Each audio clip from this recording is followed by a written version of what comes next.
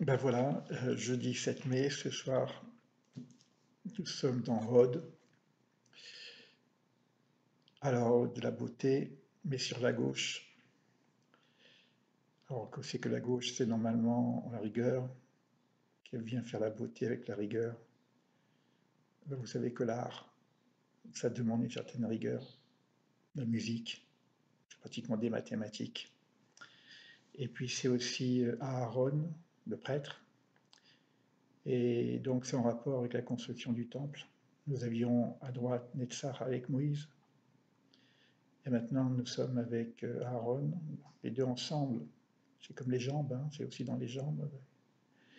Les deux jambes doivent fonctionner ensemble pour pouvoir avancer.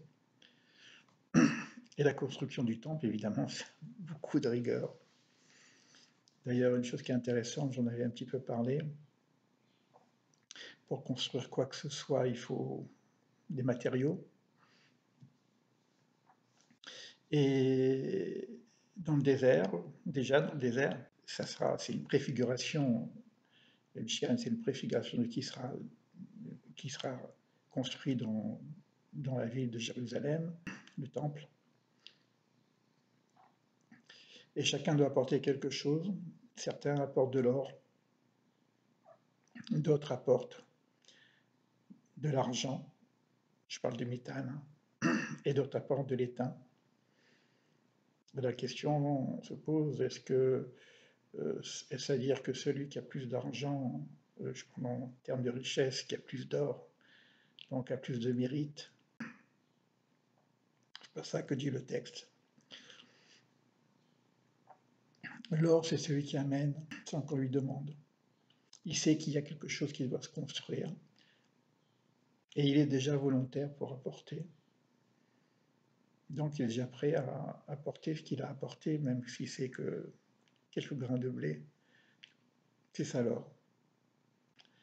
L'argent, c'est quand on sollicite la personne. Et la personne, évidemment, elle sait que c'est important, donc elle accepte et elle apporte. Donc il y a une sollicitation. C'est pas venu naturellement. Et l'étain, c'est que la personne, elle hésite.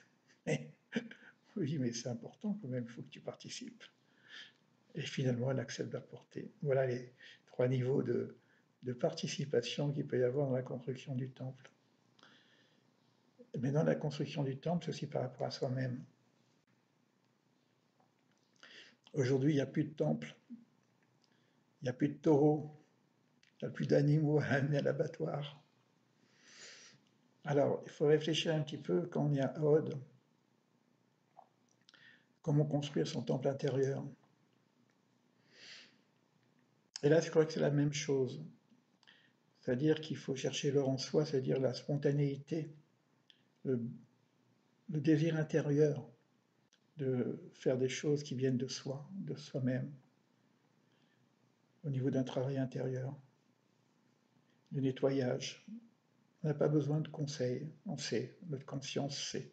Et on fait ce que notre conscience nous demande. Peut-être qu'il faut méditer un petit peu pour ça, il faut se mettre dans le silence, je parlerai éventuellement du silence, l'importance du silence, de la méditation. Et puis sinon, je vais chercher des conseils, des recommandations, je lis des textes. Donc c'est mon argent que j'amène.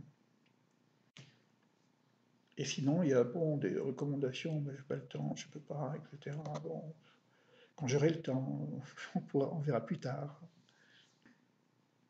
Et puis on lit un texte de coach qui dit, attends, il faut y aller quand même maintenant, il y a du travail à faire, on ne peut pas rester sans rien faire. Et là, on amène notre état. Donc on amène ces trois niveaux aussi d'être. Sachez aussi que la neshama, l'âme, elle est formée aussi de trois degrés. D'abord, il y a le gouffre et neshama, ce qu'on appelle le corps et l'esprit. Donc il y a aussi un travail à faire sur le corps. Ça peut être du yoga, du hatha yoga, ça peut être des exercices. Je vous ai pas montré quelques exercices avec les séphirotes. Ça peut être intéressant. Peut-être que je ferai une petite capsule à part pour la méditation Et parce que c'est vraiment le meilleur moment, quoi, hein. Méditation, c'est érotique. Et puis, quelques mouvements peut-être pour le corps, pour dérouiller un peu les canaux. Donc c'est un moment propice pour faire un travail. Ça peut être aussi un travail de réflexion, d'étude. Et puis, faire à nouveau son bilan. On peut faire le bilan dans chacune des séphirotes, hein, mais avec la spécificité de chaque séphira, comme on a déjà vu. Donc, vous avez déjà une belle vidéo sur Rod, hein, je pense que peut-être même deux dans le site.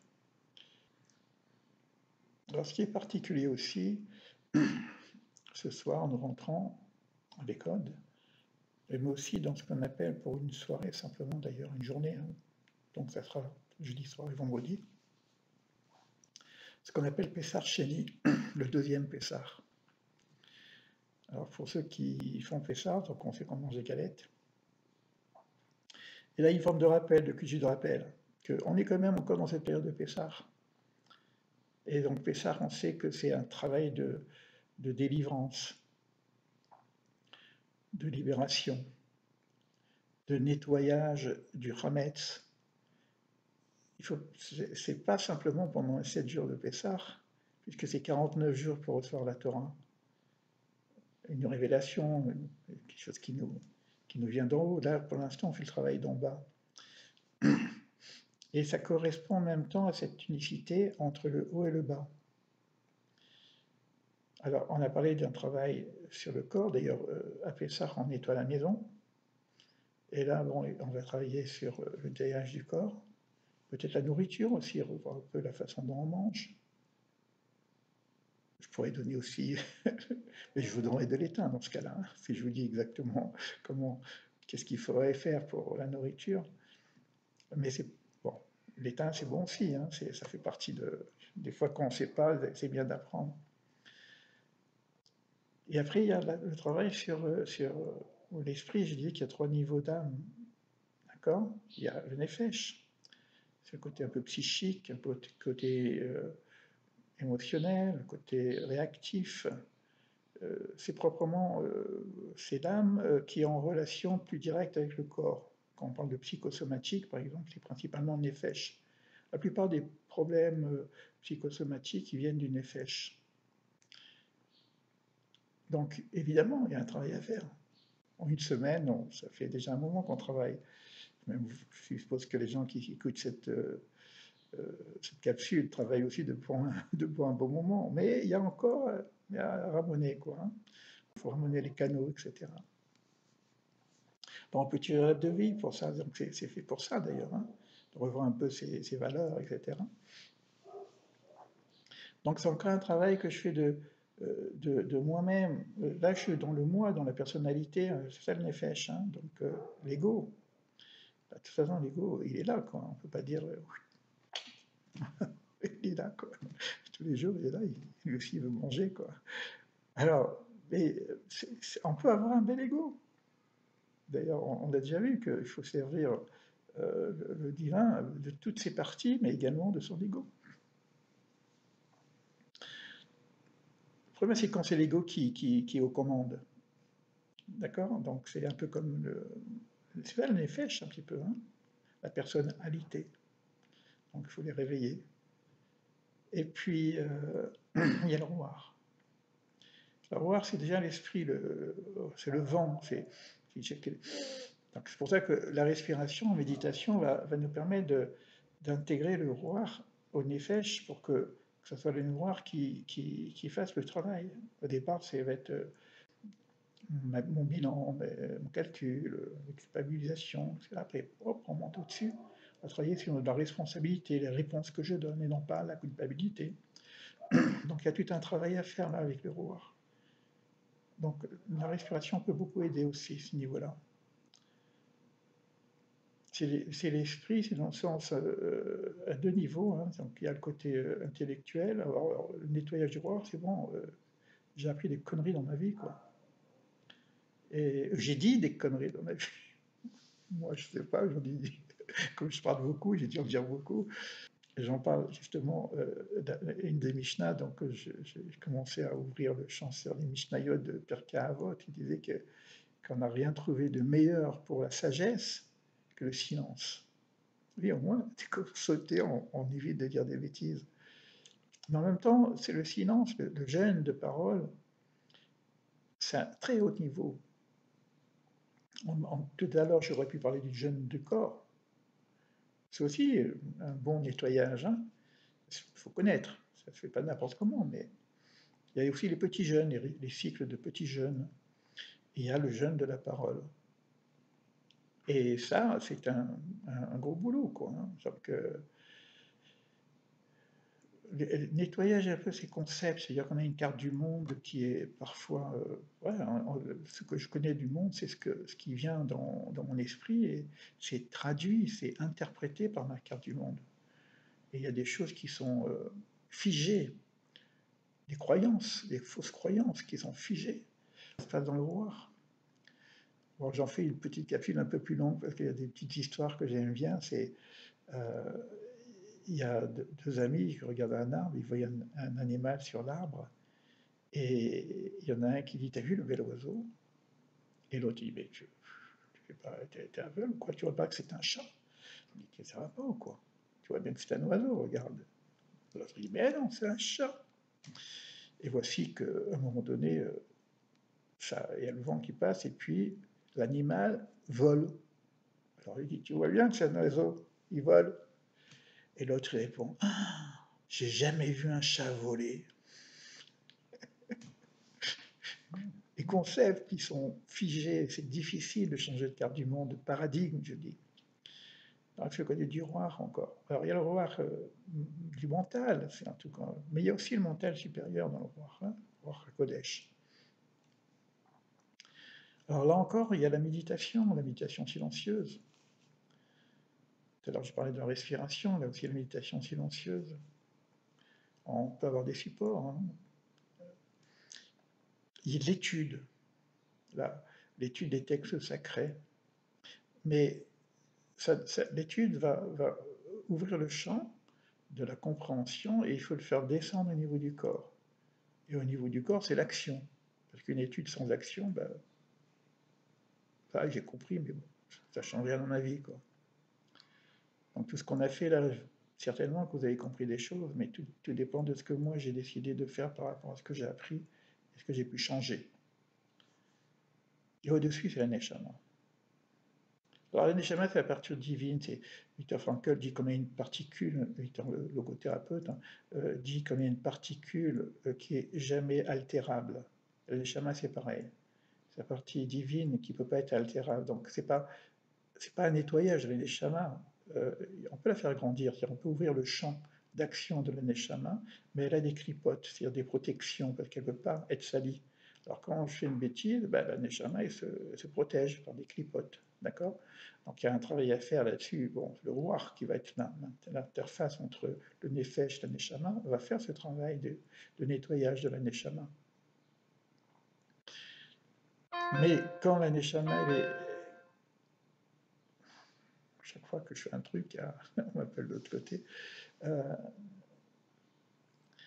quand la neshama elle est déjà nettoyée, c'est-à-dire que l'influx qui vient d'en haut, les canaux sont nettoyés, c'est-à-dire que l'influx descend.